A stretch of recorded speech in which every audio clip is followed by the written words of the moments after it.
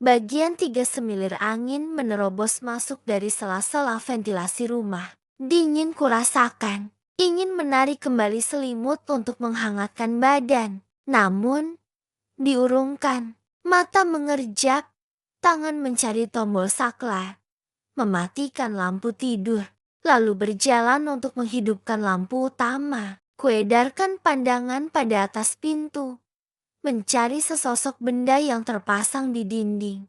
Jarum jam menunjukkan angka 3. Masih ada waktu sekitar 1 jam untuk menunaikan salat leel. Malam ini, aku ingin meniru kagungannya. Berharap ada setetes ampunan atas timbunan dosa. Semoga ini menjadi langkah awal menuju jalan hijrah. Kubuka tirai kamar. Memasang pengait jendela. Lalu menghirup sejuknya udara sepertiga malam.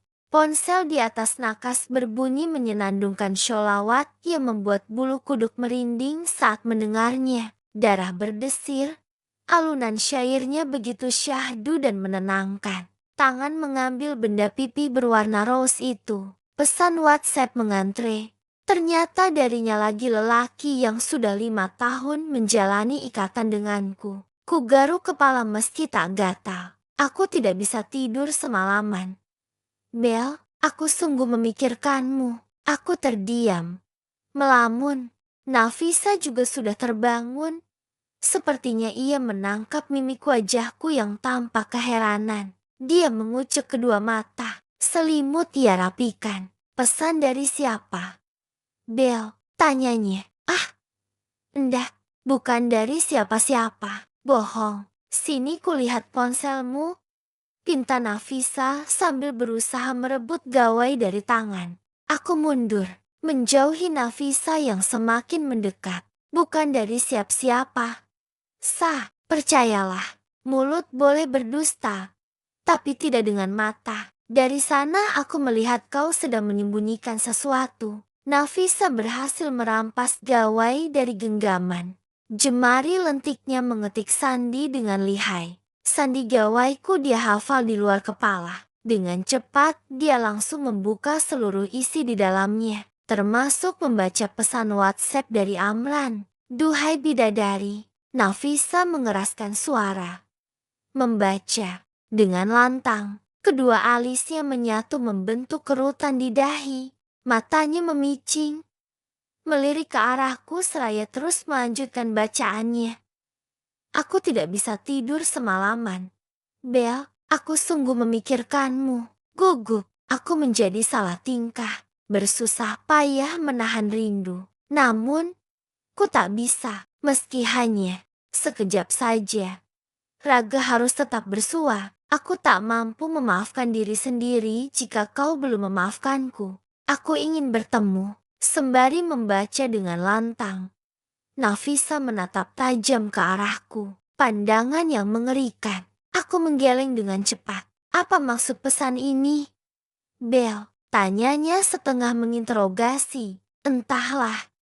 Jawabku singkat. Amran masih mencintaimu. Dia cukup berada di posisiku memang tidak mudah. Dulu ada niat di antara hubungan kami, tapi itu hubungan apa? Sebatas ikatan tanpa wali dan saksi. Tiada ijab kabul seperti yang sudah Amran dan Nia lakukan. Hubungan mereka kini sudah sah di mata hukum dan agama. Aku tidak mau merusaknya. Air mata berdelai tanpa dipinta. Seluruh tubuh gemetar. Napas tersengal menahan gejolak rasa. Sejak kejadian itu, aku menjadi sangat rentan dan mudah marah. Entah perasaan apa ini. Jujur, ada yang sakit di sini saat mengucapkannya. Tidak mudah begitu saja untuk menghapuskan cinta. Entah apa aku harus menyebutnya. Apakah ini cinta atau sekadar hawa nafsu belaka? Aku meninggalkan Nafisa. Berjalan menuju ruang belakang. Duduk bertelekan pada sebuah dipan beralas karpet. Hamparan gunung dan sawah yang masih terselimut kabut. Kuharap bisa sedikit menenangkan. Kubiarkan kesunyian menemani diri. Semilir angin mendekap raga. Dingin. angin, suara kodok, dan jangkrik bersahut-sahutan. Entah keberanian apa yang membuatku di sini seorang diri. Pikiranku terlampau kacau saat ini. Alih-alih mengambil wudhu untuk melanjutkan niat menegakkan salat, aku malah terdiam mematung dan melamun. Beragam rentetan kejadian terputar di kepala. Aku benar-benar berputus asa, tak mengerti ke arah mana jalan hidup akan melangkah. Selama ini, aku cukup lama terdampar di pulau derita, terlahir tanpa ayah, dari rahim ibu pendosa, serta harus berjuang untuk bertahan hidup seorang diri. Kurang sabar apa aku? Mengapa kau masih mengujiku seperti ini? Tuhan, aku merutuki nasib. Bisikan-bisikan yang menghancurkan iman mulai berdatangan. Aku teramat kacau. Keadaan ini mengingatkanku pada beragam kejadian yang telah dialami. Anak jadah, anak jadah. Heh, ayo pulang teman-teman. Jangan kita bermain dengan anak haram itu. Najis, ucap salah seorang di antara mereka. Ayo, siapa juga yang mau dekat-dekat dengan Bella? Lihat saja tuh ibunya. Penyakitan gitu. Sakitnya aneh lagi. Jawab anak yang paling besar. Masak ya? Ibunya Bella itu jorok, kata mamaku. Pepeknya bau. Timpal yang lainnya. Dari kejauhan, aku mendengar perkataan mereka. Amat sakit rasa. Aku memilih mengedarkan pandangan ke lain arah. Tangan memeluk erat boneka berwarna merah muda yang sudah kumuh dan kusam, sama kusutnya dengan baju yang kukenakan. Benda itu merupakan satu-satunya mainan yang kumiliki. Percuma tetap di sana. Mereka tak pernah menganggapku ada. Aku pun beranjak pergi. Namun, sesosok anak yang paling besar datang mendekat. Dia merampas boneka dari tangan, kemudian menginjaknya. Matanya tajam menyiratkan kebencian. Dalam ketakutan aku tergugu. Duduk berjongkok memunguti mainan kumuh yang semakin kotor. Sedangkan mereka tertawa di sela isak tangisanku. 2 bulan dari kejadian itu, ibu meninggal. Mukanya sedih. Aku malah tersenyum riang. Kepuasan terasa nyata di dada. Teman-teman membenciku karenanya. Berharap Tuhan akan mengubah nasibku setelah kematian ibu. Aku akan bahagia hidup bersama nenek saja. Namun, alih-alih bahagia, derita masih enggan berlalu. Tiada teman yang sudi mendekat, malah semakin gencar menghina. Mereka tak henti mengolok.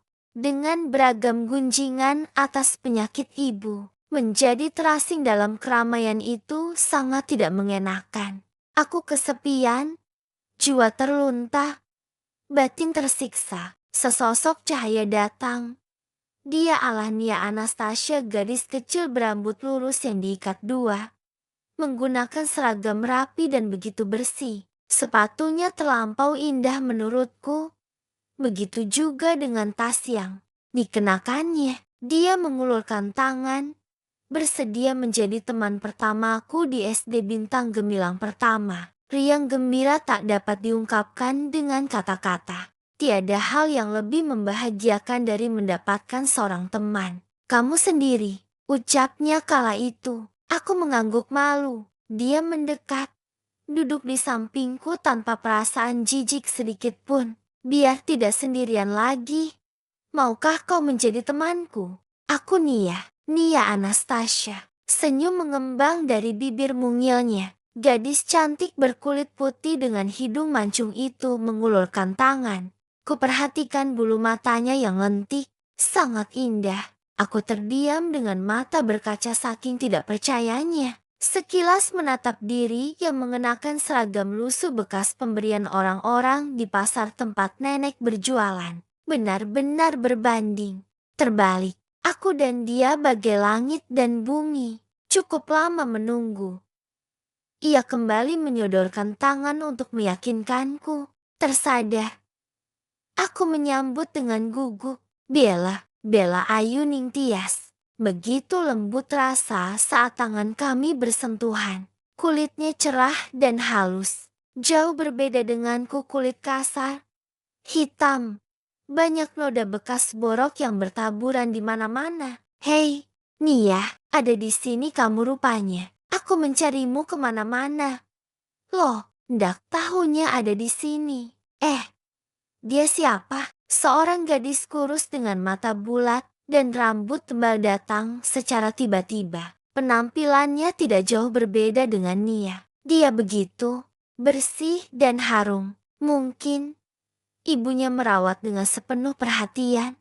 Lagi-lagi, aku kembali minder. Ini teman baruku, Bella. Bella, kenalkan ini Nafisa. Nafisa, ini Bella. Sejak saat ini dan seterusnya, kita berteman. Nia mengulurkan tangannya, disambut dengan uluran tangan Nafisa. Nia menoleh padaku, memintaku untuk melakukan hal yang sama. Aku pun mengikutinya, meski perasaan senang dan malu bercampur menjadi satu. Yes, kita berteman, ucap mereka kompak.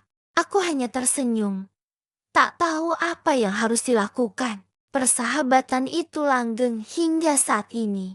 Saat dimana kami sama-sama lulus di sebuah universitas yang kami inginkan. Persahabatan itu kental hingga kita sama-sama memiliki pekerjaan. Haruskah persahabatan itu hancur hanya karena seorang lelaki? Bayanganku kembali teringat pada Mas Amran. Cintanya yang tulus padaku selama ini meliputi perhatian, kasih sayang, usaha dan kegigihannya untuk selalu membuatku tersenyum, tertawa, dan bahagia. Pupus sudah, lelaki itu sangat istimewa. Dia tetap menghormatiku, menjagaku sebagaimana dia menjaga adik perempuannya.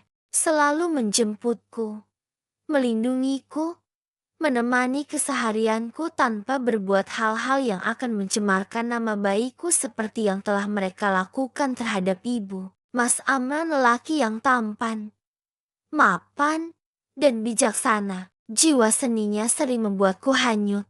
Dalam romantisme yang terus ia suguhkan, aku menjadi wanita yang amat beruntung dicintai olehnya. Merasa bagaikan seorang Cinderella yang mendapatkan pangeran impiannya. Semua terasa sangat indah. Tanpa disadari, keindahan itu yang kini menggugurkan satu persatu kebahagiaanku. Dia telah menghadirkan Cinderella lain di singgasananya, meninggalkanku tanpa pamit. Setelah puas menorehkan luka, dengan entengnya masih saja menghujaniku beragam untayan kata maaf dan cinta. Dari dulu, seharusnya aku selalu bercermin, sadar atas kasta serta dari rahim siapa diri ini terlahir. Sehingga tidak terlalu bodoh memimpikan sesosok orang semacam Mas Amran. Aku terlampau di bawah, sedangkan dia di atas. Hanya perempuan jalang, anak jadah, anak haram. Bukankah itu gelar yang pantas untuk kusandang? Anak yang terlahir tanpa nasab selamanya akan seperti itu, sebagai tanda ketulusan. Ketulusan yang lahir dari hati yang paling dalam. Kembang melati akan melakukan apapun dari hati, berdasarkan akal dan rasa, tidak hanya menuruti hawa nafsu semata. Kembang melati akan selalu menolak kemunafikan. Aku harus belajar jujur pada diri sendiri, berdamai serta menerima kenyataan dan melanjutkan kehidupan. Azan subuh berkumandang.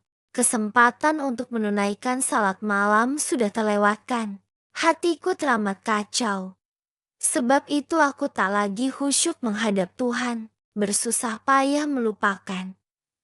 Tapi tetap saja bayangan Mas Amran dan Nianggan pergi. Begitu sulit untuk menghapus ingatan tentang mereka. Aku begitu malas, seakan tidak ingin melakukan pekerjaan apapun. Hanya diam, melamun dan terus uring-uringan. Sesekali bulir bening terjatuh. Mataku sudah bengkak.